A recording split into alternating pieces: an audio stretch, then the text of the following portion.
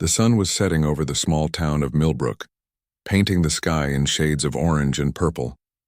Staff Sergeant DeAndre Williams had been driving for nearly 2 hours, and his body was aching from a full day of intense training drills at Fort Harrison. All he wanted was a cold drink and maybe some food before heading back to base. He spotted a bar called the Rusty Nail on the corner of Main Street. It wasn't fancy, just a typical small-town watering hole with neon signs in the windows and a gravel parking lot. 5 motorcycles were lined up near the entrance, their chrome gleaming under the streetlights. DeAndre didn't think much of it. He'd been to plenty of bars near military bases, and bikers were usually friendly folks who respected the uniform. As he pushed through the heavy wooden door, the smell of beer and fried food hit him. The bar was dimly lit, with country music playing softly from a jukebox in the corner.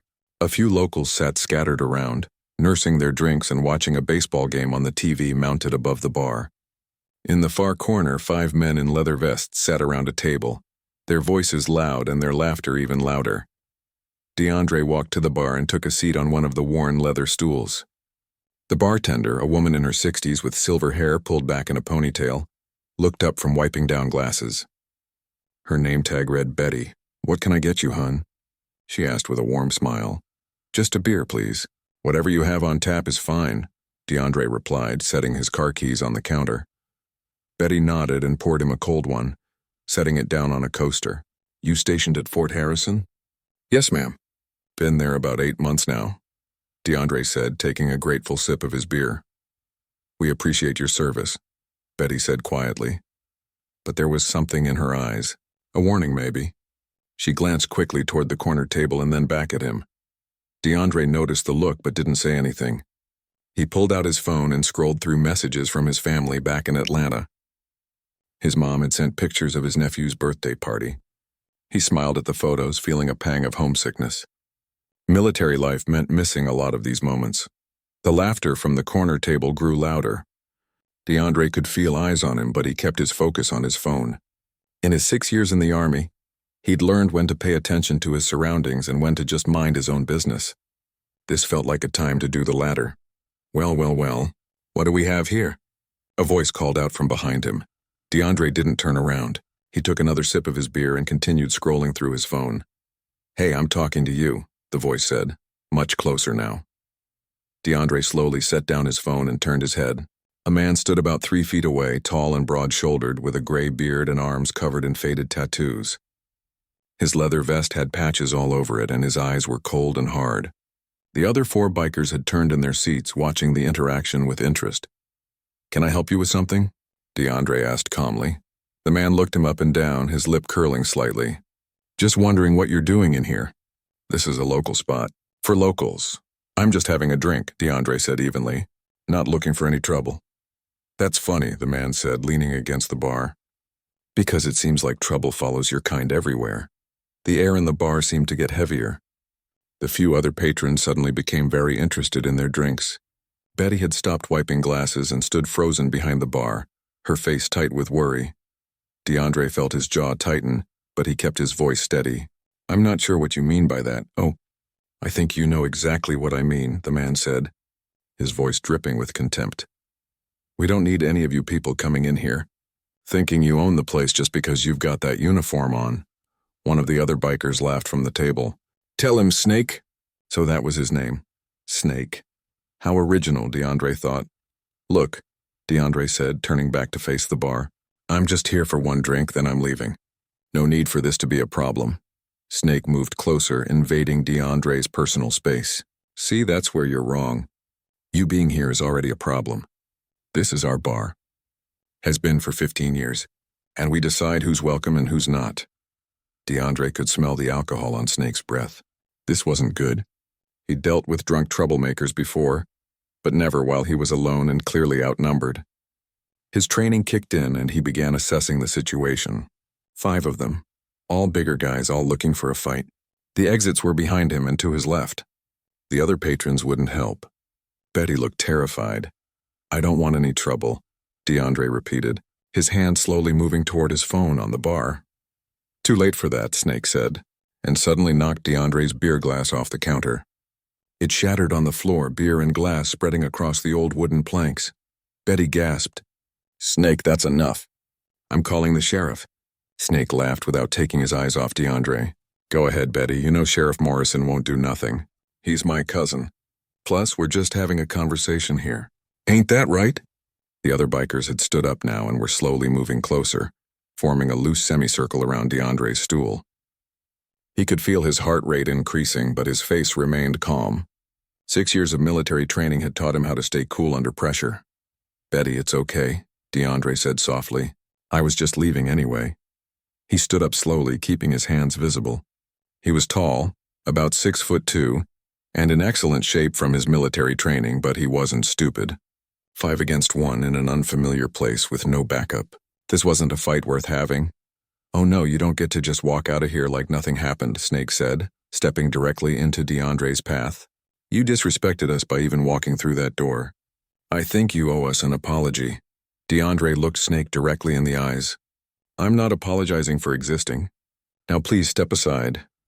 The other bikers moved closer, cutting off any easy path to the door. One of them, a shorter guy with a shaved head, cracked his knuckles menacingly. Another pulled out his phone and started recording, a nasty grin on his face. This is gonna be good, the one with the phone said. World needs to see what happens when people don't know their place. DeAndre's mind was racing. He could fight and he'd probably take down 2 or maybe 3 of them before they overwhelmed him. But then what?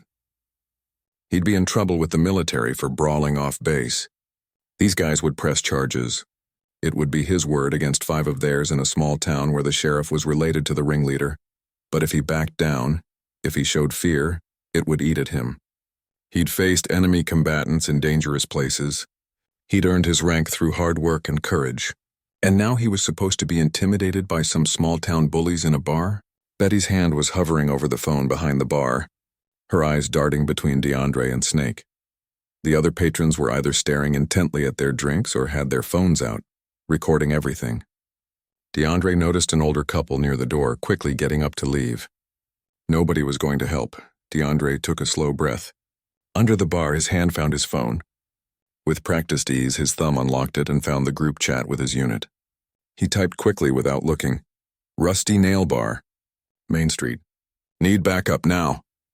Then he looked back at Snake and said the words that would change everything. I'm going to give you one more chance to step aside. Snake's face twisted into an ugly sneer. Or what? Or nothing, DeAndre said quietly. I'm just asking you as one human being to another to let me leave peacefully. Snake laughed and looked back at his friends. You hear that? He's asking nicely. He turned back to DeAndre, all humor gone from his face. Well, I'm telling you nicely that you're not going anywhere until we're done with you. He raised his fist and everything seemed to slow down. This was it. DeAndre braced himself for what came next, his military training automatically positioning his body for defense. The other patrons held their breath. Betty's hand finally grabbed the phone, and then the front door burst open. For a split second, everyone froze. Snake's fist was still raised, hovering in the air between him and DeAndre. All eyes turned toward the door, expecting to see who had just burst in with such force. But it wasn't who DeAndre was hoping for. Instead, a young couple stumbled in, laughing and clearly a few drinks in already. They stopped short when they saw the tense scene in front of them. Sorry, the guy muttered, grabbing his girlfriend's hand. We'll come back later. They backed out quickly and the door swung shut behind them. Snake's attention snapped back to DeAndre and the cruel smile returned to his face. Looks like nobody's coming to save you, Snake said, his voice mocking. What were you hoping for? A whole army to show up? The other bikers laughed at that. The one with the shaved head moved even closer, blocking DeAndre's view of the side exit. They had him completely surrounded now. DeAndre could feel the adrenaline pumping through his system, but he forced himself to stay calm. Panic would only make things worse. Last chance, DeAndre said, his voice steady despite the situation. Just let me walk out of here. Snake lowered his fist but didn't step back. Instead, he leaned in close, his face inches from DeAndre's. You know what your problem is. You think that uniform makes you special. You think it makes you better than us.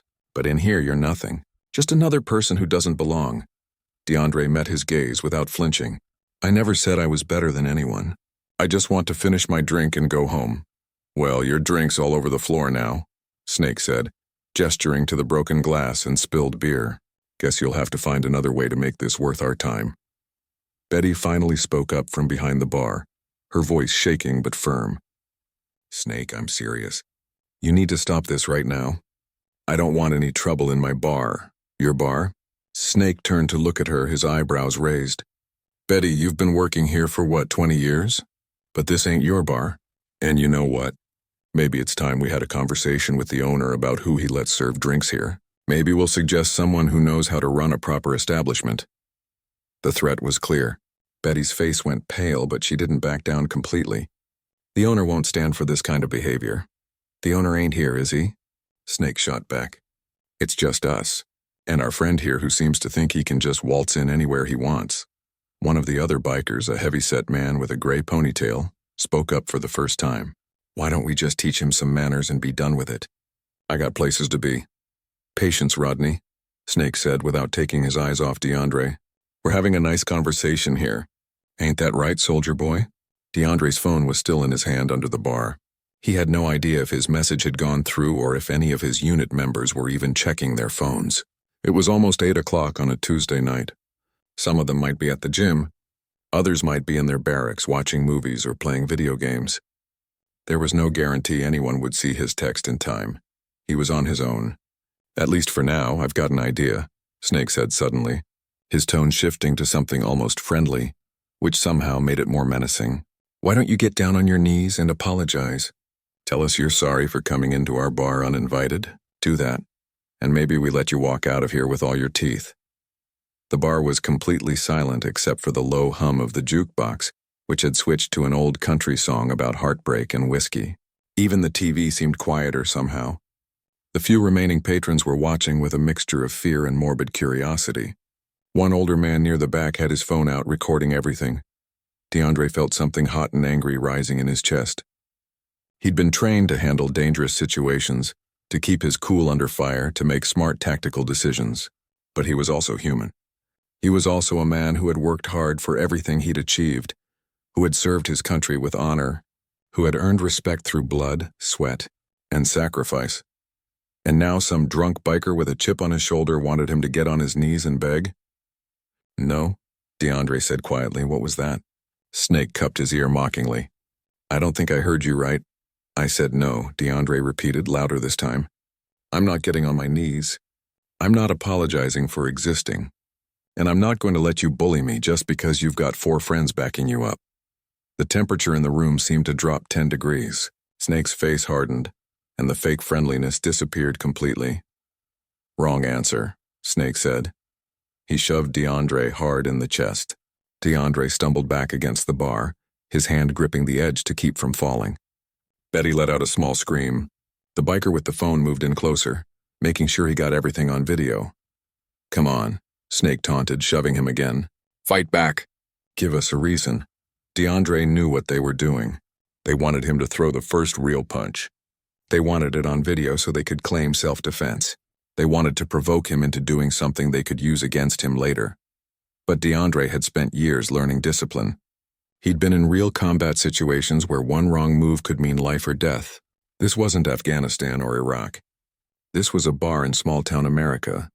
And as much as he wanted to defend himself, he knew the system wouldn't be on his side if this turned into a full-blown fight. "I'm not going to fight you," DeAndre said, straightening up. His chest hurt where Snake had shoved him, but he didn't show it. "Coward," the biker with the shaved head muttered. Snake grabbed DeAndre's uniform collar, bunching the fabric in his fist. "You know what I think? I think you're all talk. I think that uniform is just a costume. I bet you've never even seen real action. Probably just push papers at that base all day." DeAndre could feel Snake's breath on his face, could see the yellowed teeth and the burst blood vessels in his eyes. This man was angry about something deeper than just a stranger walking into a bar. This was years of resentment and bitterness bubbling to the surface, and DeAndre just happened to be the target tonight. "You don't know anything about me," DeAndre said calmly. "I know enough," Snake spat. "I know your kind always plays the victim, always crying about how unfair everything is. But you know what? Life's unfair for all of us. Difference is some of us don't go around expecting special treatment." Betty had picked up the phone behind the bar and was frantically dialing. Snake noticed and released DeAndre's collar, turning toward her instead. "Put that phone down, Betty," Snake said, his voice taking on a dangerous edge. "I'm calling the sheriff," Betty said, her hand shaking as she held the receiver. "This has gone too far." Snake walked toward the bar and DeAndre saw his opportunity. He could make a run for the door while Snake was distracted. It wasn't the most dignified exit, but it was better than getting jumped by 5 guys in a bar. He took a step toward the door. Immediately, Rodney and the biker with the phone moved to block his path. "Where do you think you're going?"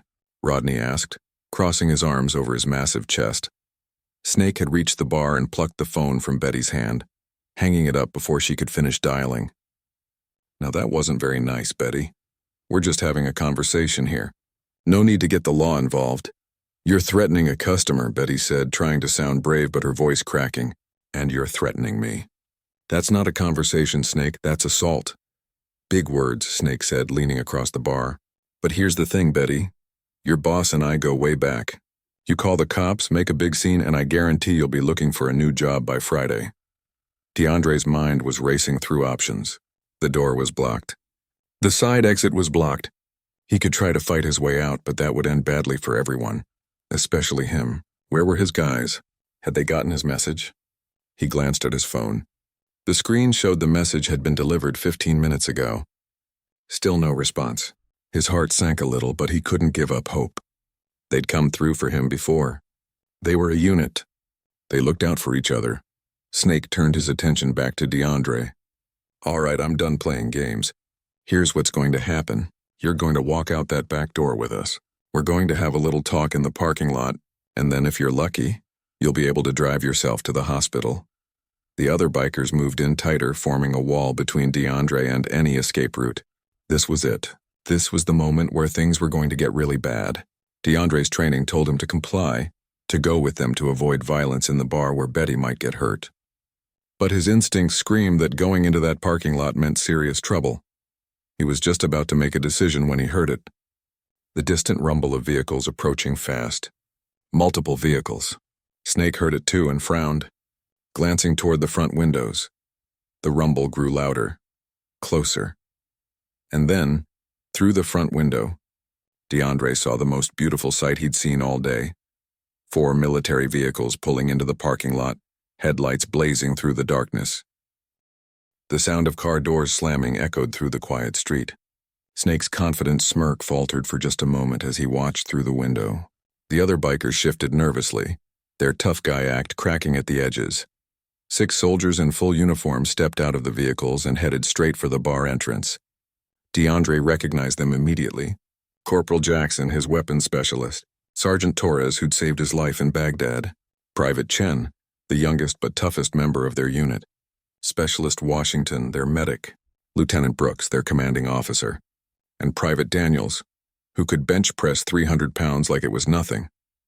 But they weren't alone. Behind them, an older black man climbed out of the passenger seat of the lead vehicle. He moved slower than the younger soldiers, but there was something about the way he carried himself that commanded attention. He was maybe in his 70s, wearing jeans and a simple button-down shirt, but he walked with the kind of authority that didn't need a uniform to prove itself. The door swung open, and Lieutenant Brooks entered first, his eyes immediately finding DeAndre. He assessed the situation in seconds, taking in the broken glass on the floor, Betty's frightened face behind the bar, and the 5 bikers surrounding his soldier. "Staff Sergeant Williams," Brooks said calmly. "Are you all right?" "Yes, sir," DeAndre replied, relief flooding through him. "Just having a disagreement with these gentlemen." Snake recovered his composure quickly, puffing out his chest. "This ain't military business. This is between me and him. You boys can turn right back around." The other soldiers filed in, spreading out naturally to positions that cut off any escape routes. They didn't make it obvious, but suddenly the bikers were the ones who were surrounded. The dynamic in the room had shifted completely. "I'm Lieutenant Brooks," the officer said, his voice level but carrying weight. "And when someone threatens one of my soldiers, it becomes my business." "Nobody threatened nobody," Snake said, but his voice had lost some of its edge. "We were just talking." "That's funny," Corporal Jackson said, pointing at the broken glass on the floor, "because it looks like somebody's drink got knocked over, and my friend here looks like he's been shoved around a bit." The older man who'd come in with the soldiers finally stepped forward. He moved slowly through the group, and every soldier immediately stepped aside to let him pass. Even Lieutenant Brooks showed him deference, nodding respectfully as he walked by. The old man's eyes swept across the bar, taking everything in. When his gaze landed on Betty, his expression softened. "You all right, Betty?" he asked gently. Betty's eyes went wide with recognition and relief. "Oh, thank God you're here. I tried to call you, but Snake, I saw the panic button alert," the old man said, patting her hand across the bar. "That's why I came." Snake's face had gone pale. "Colonel Henderson," he said, and for the first time that night there was uncertainty in his voice. So this was Colonel Henderson. DeAndre had heard the name around base, stories about a legendary officer who'd served 3 tours in Vietnam, earned a Silver Star and 2 Bronze Stars, and was so respected that even the current base commander spoke his name with reverence. He'd retired 20 years ago but was still considered a living legend in the military community. "Richard," the colonel said, using Snake's real name. "What exactly is going on here?" Snake's mouth opened and closed like a fish out of water. The other bikers looked uncomfortable, shifting their weight and avoiding eye contact. "We were just, Snake started, then seemed to change tactics. "Look, Colonel, you know how things are. This guy came in here like he owned the place, and we were just—" "You were just what?" Colonel Henderson cut him off, his voice sharp as a blade. "Harassing a United States soldier? Breaking up my sister's bar? Threatening to get her fired?" Betty was the colonel's sister. That explained the panic button and why she'd seemed so worried earlier. She'd known Snake was crossing a line that couldn't be uncrossed. Snake's face flushed red. "Your sister? I didn't know that this was my building?"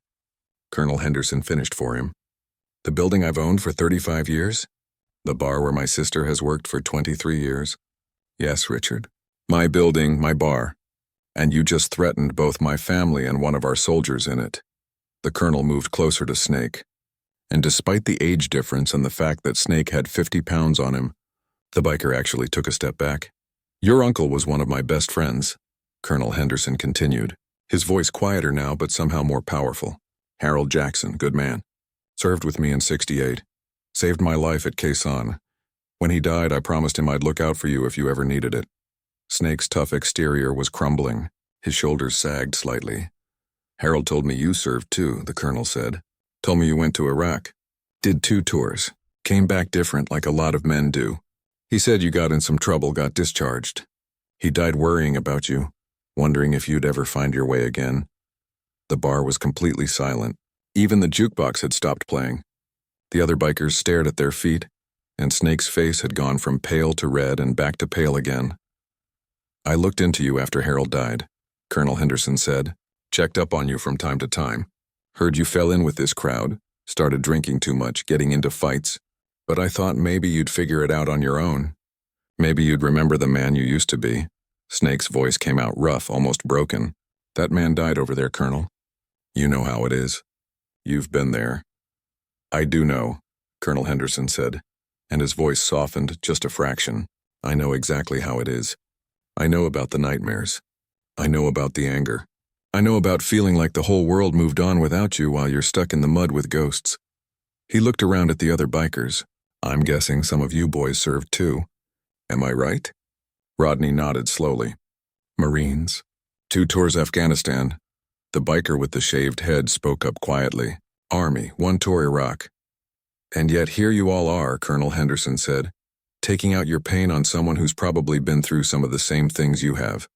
Someone who's wearing the same uniform you once wore. Someone who's serving the same country you served." He turned back to Snake. "Your uncle would be ashamed of what you've become, Richard. And if I'm being honest, I'm disappointed too. You were a good soldier once. You had honor. You had discipline.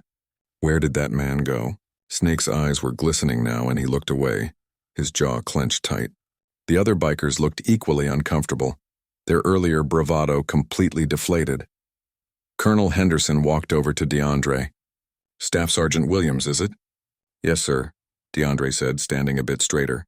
"What's your specialty?" "Special Forces, sir. Just rotated back from overseas 3 months ago." The colonel's eyebrows rose. "Special Forces? How many tours?" "3, sir. Afghanistan, Iraq, and 1 classified." Colonel Henderson looked back at Snake with an expression that was part disappointment and part disbelief. So let me get this straight. You and your friends decided to pick on a decorated Special Forces operator, a man who's probably seen more combat in 1 month than all of you combined saw in your entire service. A man who's earned medals for valor, who's put his life on the line for this country more times than we can count. That was your target tonight? Snake said nothing. There was nothing to say. You want to know what real strength is? Colonel Henderson asked, addressing all the bikers now. It's not ganging up 5-on-1 against someone in a bar. It's not using hate and anger to make yourself feel big. Real strength is what this young man showed tonight. He could have taken down 2 or 3 of you before you knew what hit you. His training alone makes him more dangerous than all of you combined. But he didn't, you know why? He paused, letting the question hang in the air. Because he has discipline. He has honor. He has the kind of strength that comes from knowing who you are and not needing to prove it by hurting others. That's what a real soldier looks like, gentlemen. And every single one of you used to know that. The weight of the colonel's words settled over the room like a heavy blanket. One of the other patrons who'd been recording everything slowly put his phone away, sensing that something important was happening here. Betty wiped tears from her eyes with her apron. Lieutenant Brooks and the other soldiers stood silently, watching their legend at work. Snake finally looked up, meeting DeAndre's eyes for the first time with something other than hatred. There was shame there now, and pain, and maybe the smallest hint of recognition, as if he was seeing another human being instead of just a target for his rage. "I'm sorry," Snake said quietly, and it sounded like the words were being dragged out of him. I shouldn't have done that." Colonel Henderson nodded slowly. "That's a start, but sorry isn't enough. Not by a long shot." Colonel Henderson walked slowly to one of the tables and pulled out a chair. He sat down with a slight groan, the kind that comes from old injuries and years of hard living. Everyone in the bar watched him, waiting to see what would happen next.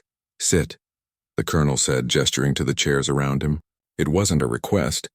Snake hesitated, then moved to the table and sat down. The other bikers followed his lead, arranging themselves around the table like schoolkids called to the principal's office. They looked nothing like the threatening gang they'd been just minutes ago. Colonel Henderson looked at DeAndre. "Staff Sergeant Williams, would you join us, please?" DeAndre glanced at Lieutenant Brooks, who gave him a subtle nod.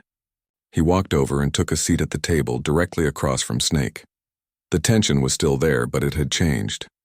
It wasn't the electric danger of violence anymore. It was something heavier, more complicated. "Betty, could you bring us some coffee?" the colonel called out. "I think we all need to sober up and have a real conversation." Betty nodded and busied herself behind the bar, grateful to have something to do with her hands. The other soldiers remained standing, forming a loose perimeter around the table. The few other patrons who'd stuck around were dead silent, watching history unfold. Colonel Henderson leaned back in his chair and studied each of the bikers in turn. His gaze was penetrating, the kind that seemed to see right through whatever walls people put up. "Richard, tell me something," the colonel said.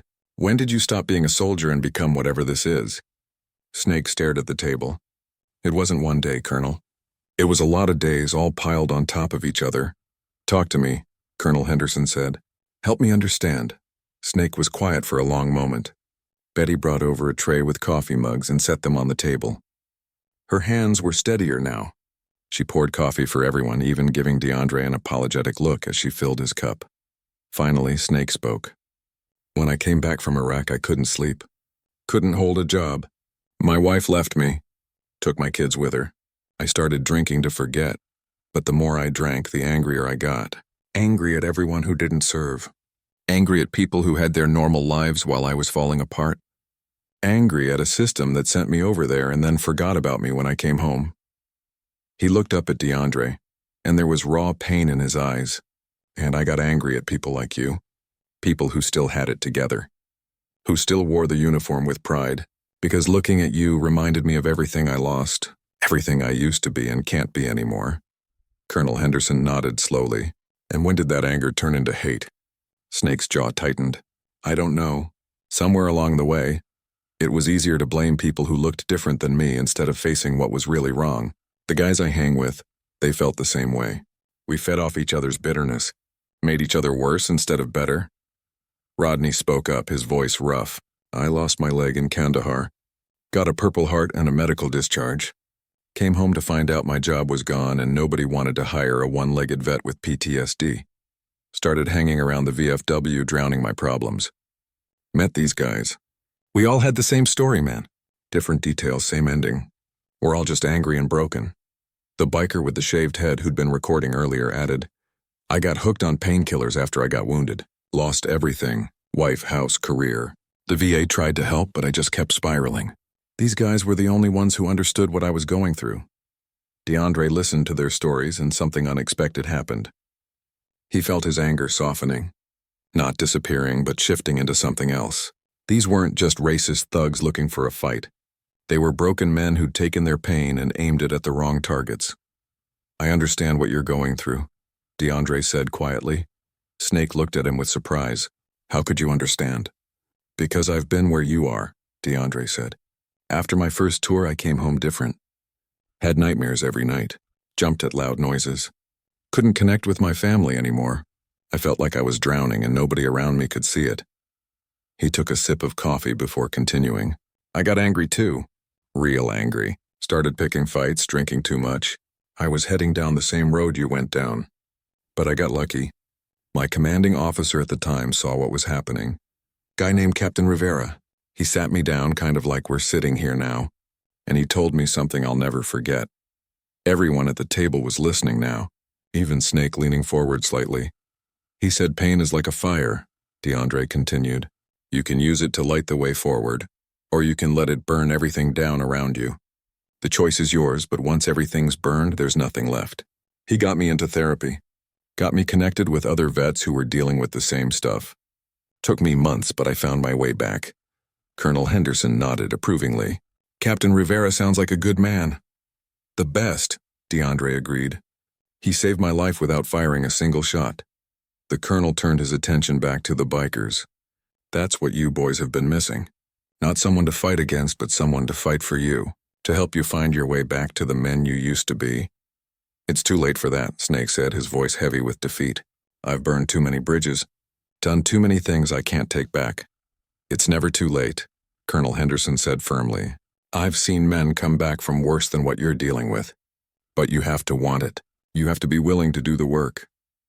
He pulled out his wallet and extracted a business card, sliding it across the table to Snake. I run a program, Veterans Helping Veterans. We meet 3 times a week.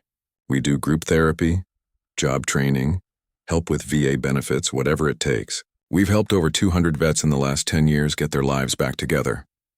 Snake picked up the card, staring at it like it was a winning lottery ticket he wasn't sure he deserved. I've got guys who were homeless now working good jobs, the colonel continued. Guys who were addicts now 3 years sober. Guys who almost ate a bullet who are now mentoring other struggling vets. It's never too late, Richard. But you have to take the first step. Rodney leaned over to look at the card. This for real, Colonel? As real as it gets, Colonel Henderson said. Every man at that table, he gestured to where Lieutenant Brooks and the other soldiers stood, has volunteered their time to help with the program.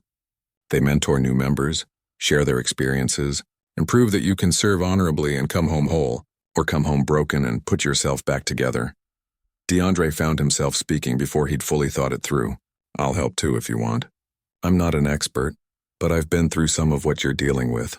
Maybe that counts for something. Snake looked at him with disbelief. After what I did tonight? After what I said to you? After what you did tonight, you need help, DeAndre said simply. And I believe people can change if they want to. The question is, do you want to? The bar was so quiet you could hear the hum of the refrigerator behind the bar. Snake sat there, the business card in his hand, tears forming in the corners of his eyes. The tough exterior he'd worn like armor was completely gone now, leaving just a broken man who'd lost his way. I'm tired, Snake said, his voice cracking. I'm so tired of being angry all the time, of hating myself, of waking up and not recognizing the person I see in the mirror. Then let us help you, Colonel Henderson said gently. All of you. This invitation extends to every man at this table. The other bikers looked at each other. There was something happening here. Something none of them had expected when they walked into this bar tonight. A door was opening, one they'd thought was closed forever. What would we have to do? Rodney asked. Show up, the colonel said. That's the first step. Just show up. We meet Thursday nights at the community center. 7 o'clock. Come to one meeting. See what it's about. If it's not for you, you can walk away, but I think you'll find it's exactly what you've been looking for." Snake wiped his eyes with the back of his hand, not caring anymore who saw him cry. "I don't deserve this. I don't deserve help after the things I've done." "None of us deserve grace," Colonel Henderson said. "But grace isn't about deserving. It's about becoming better than we were yesterday. Your uncle believed in second chances. He'd want you to take this one." DeAndre extended his hand across the table toward Snake. It hung there in the air between them, an offer of peace, of forgiveness, of possibility. For a long moment, Snake just stared at it. Then slowly he reached out and took DeAndre's hand. They shook, and something old and poisonous seemed to leave the room. "I'm sorry," Snake said again, and this time it carried real weight. "For everything. What I said, what I did, what I represent. I'm sorry. I accept your apology," DeAndre said. "Now let's see if you mean it by actually showing up Thursday night." Snake nodded, squeezing DeAndre's hand once more before letting go. "I'll be there." "I promise," the other bikers murmured their agreement. The transformation wasn't complete, not by a long shot, but something had shifted. A seed had been planted. Colonel Henderson stood up, groaning again as his knees protested. "All right then. I expect to see all 5 of you Thursday at 7. Don't make me come looking for you." "We'll be there, Colonel," Rodney said, and the others nodded. Betty came over with the coffee pot to refill cups, and she was smiling now. The fear wa. 3 months later, the Rusty Nail looked completely different on a Thursday night. The same neon signs glowed in the windows and the same worn bar stools lined the counter, but the atmosphere had changed completely. Where there had once been tension and fear, there was now laughter and conversation. DeAndre walked through the door in civilian clothes, jeans and a Fort Harrison t-shirt, and was immediately greeted by a chorus of hellos. Betty waved from behind the bar, her smile genuine and warm. The place was packed tonight, but not with the usual crowd. Veterans of all ages filled the tables, some in wheelchairs, some with visible scars, all of them there for the same reason. "DeAndre," Rodney called out from a corner table, waving him over. His prosthetic leg was visible below his shorts, something he no longer tried to hide. "Saved you a seat, man." DeAndre made his way through the crowd, shaking hands and exchanging greetings as he went. He spotted Snake, or Richard as everyone called him now, helping set up chairs near the small stage where Colonel Henderson would speak. Richard had cut his hair shorter and trimmed his beard. He looked healthier, more alive somehow. "How's it going, Richard?" DeAndre asked as he approached. Richard looked up and smiled. It was still strange to see that smile, so different from the sneer he'd worn the first night they met. "Good, man. Really good. Just got word yesterday that I start my new job on Monday." "The construction company?" "Yeah," Richard said, pride evident in his voice. "Foreman position. Colonel Henderson put in a good word for me with the owner, but I still had to interview and prove myself. They said they were impressed with how I handled it." "That's because you're getting your life back together," DeAndre said, clapping him on the shoulder. "You earned that job." Richard's expression grew more serious. "I couldn't have done it without this program. Without you giving me a chance when you had every right to never speak to me again." "We all need second chances," DeAndre said. "I needed one once too. Now I'm just paying it forward." The two men had developed an unlikely friendship over the past 3 months. After that first meeting, Richard had shown up to every single session. He'd gone through the difficult work of unpacking his trauma, facing his anger, and learning healthier ways to cope.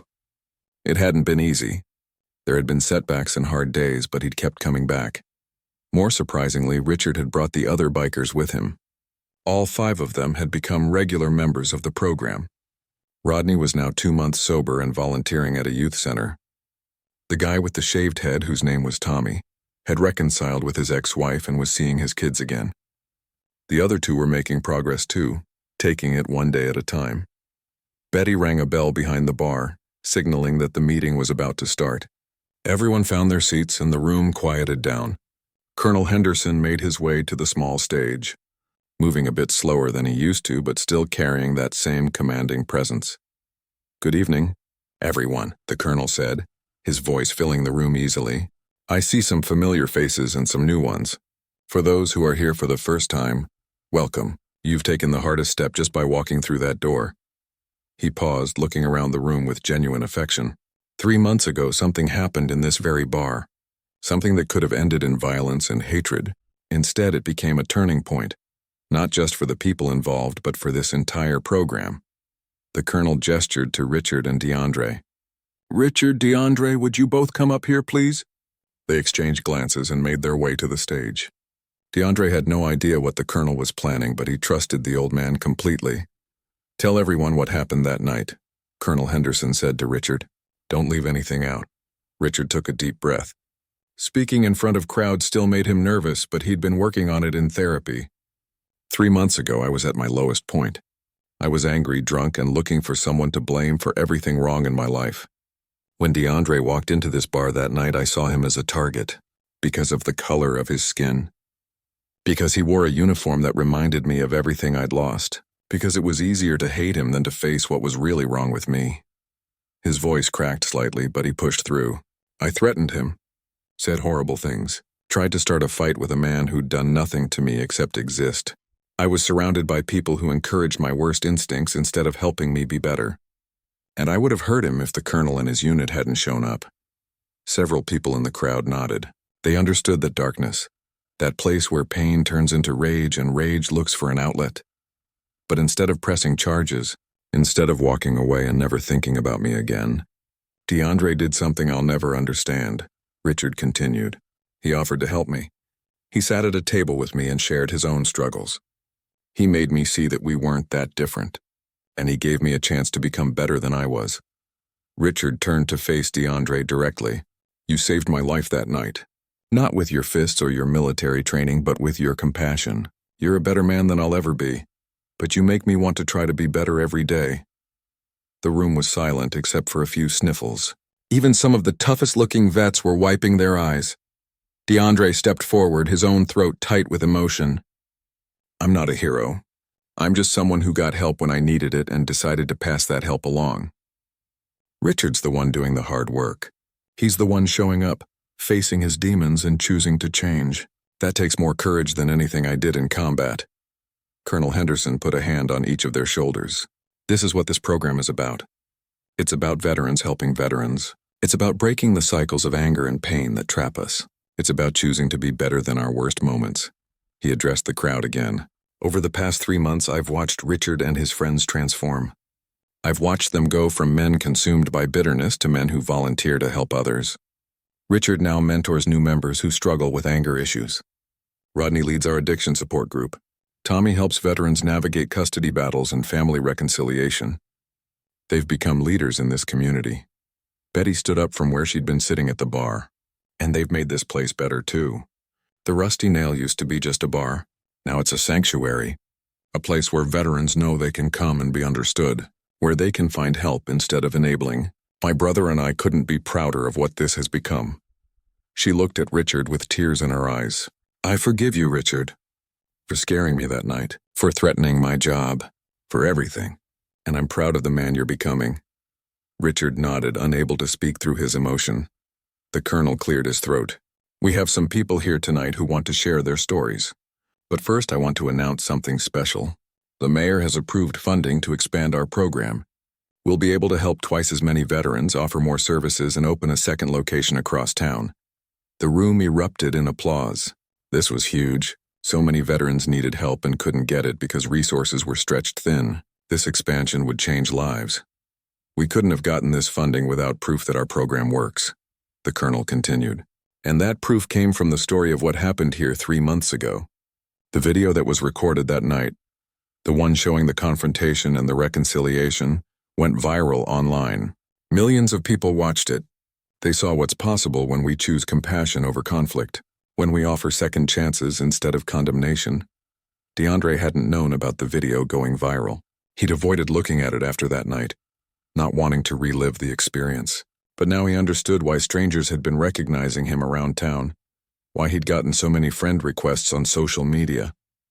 "That video started a national conversation," the colonel said, "about how we treat veterans, about racism and redemption, about what real strength looks like. News outlets covered it. Politicians referenced it, and most importantly, it inspired other communities to start similar programs. We've gotten calls from 20 different states asking how to replicate what we're doing here." Richard stepped forward again. "I never thought the worst night of my life would become something positive. But if our story can help other people find their way back, then maybe all that pain had a purpose. The meeting continued with testimonials from other veterans. A woman who'd been homeless for 2 years talked about how the program helped her find housing and employment. A young vet with severe PTSD shared how group therapy had given him tools to manage his symptoms. An older Vietnam vet spoke about finally processing trauma he'd carried for 50 years. When the formal meeting ended, people broke into smaller groups. DeAndre found himself surrounded by new members wanting to hear his perspective, wanting to know how he'd found the strength to forgive. He shared honestly about his own struggles and recovery, emphasizing that he was still a work in progress. Richard approached with 2 bottles of water from the bar. They'd both stopped drinking alcohol at these meetings, wanting to stay clear-headed and set a good example. "Thanks for everything, man," Richard said, handing DeAndre a water. "I mean it. Thank you for seeing past what I was that night and seeing what I could become. We all have the capacity for good and bad, DeAndre.